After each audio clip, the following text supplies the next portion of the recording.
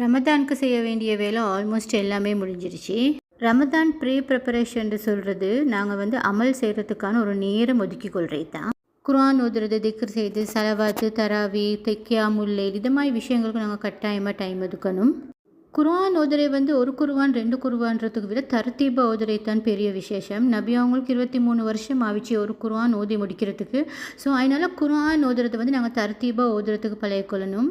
நாங்கள் குக் பண்ணுற நேரத்துலையும் சரி, நாங்கள் மற்ற எல்லா வேலையும் செய்கிற நேரத்துலையும் சரி, எங்களுக்கு ஈஸியாக நல்லாவே திக்ர் செஞ்சு கொள்ளையிலும், இஸ்திஃபார் செய்யலும், அதே மாதிரி நிறைய திக்ருகள் எங்களுக்கு செஞ்சு கொள்ளையிலும்.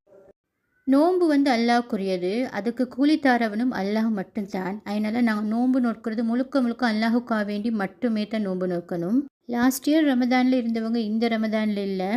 அல்லாஹ் இந்த ரமதான் எங்களுக்கு தந்திக்கிறான். நாங்கள் கட்டாயமாக இதில் நல்ல அமல் செஞ்சு நல்ல நோக்கத்தோடு அதில் வெற்றி அடையணும்.